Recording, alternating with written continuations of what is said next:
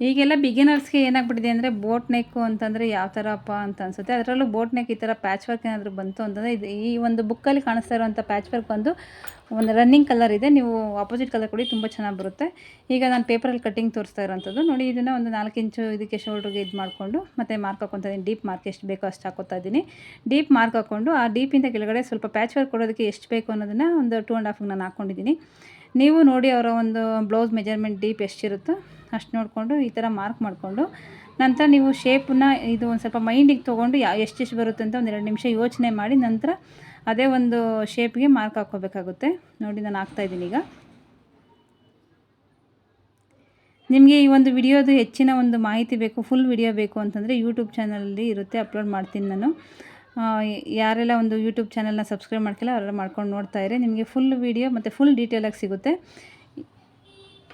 ನೋಡಿ. ಈಗ ಇದನ್ನು ಮಾರ್ಕ್ ಮಾಡಿ ರೌಂಡ್ ತೆಗೆದೆ ಸೇಮ್ ಇದೇನು ಬರುತ್ತೋ ಇದನ್ನು ನಾನು ಈಗ ಕಟ್ಟಿಂಗ್ ಹಾಕ್ತೀನಿ.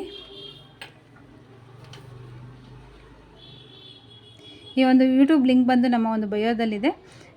ಆ ಒಂದು ಫುಲ್ ವಿಡಿಯೋ ಬಂದು ನಾನು ಅಪ್ಲೋಡ್ ಮಾಡ್ತೀನಿ, ನಾಳೆ ಒಳಗಡೆ ಅಪ್ಲೋಡ್ ಮಾಡ್ತೀನಿ. ಆ ಒಂದು ವಿಡಿಯೋನ ನೋಡಿದ್ರೆ ನಿಮಗೆ ಫುಲ್ ಅರ್ಥ ಆಗುತ್ತೆ. ಇದನ್ನು ನಾನು ಶೇಪ್ ಕೂರಿಸ್ಬೇಕಾದ್ರೆ ಇಲ್ಲಿ ಒಂದು ಸ್ವಲ್ಪ ಗ್ಯಾಪ್ ಬಿಟ್ಟಿದ್ದೀನಲ್ಲ, ಅಷ್ಟು ಎಕ್ಸ್ಟ್ರಾ ನೀವು ಬಟ್ಟೆಯಲ್ಲಿ ಎಕ್ಸ್ಟ್ರಾ ಮಾಡ್ಕೊಂಡಿರಬೇಕಾಗುತ್ತೆ. ಯಾಕೆಂದರೆ ಅದು ಸ್ಟಿಚಿಂಗ್ ನೋಡಿ, ಈ ಥರ ಸ್ಟಿಚಿಂಗ್ ಹೋದಾಗ ಈ ಒಂದು ಮೆಥಡಲ್ಲಿ ಕ್ಲೀನಾಗಿ ಬಂದಿದೆ. ಈಗ ಪರ್ಫೆಕ್ಟ್ ಇದೆ.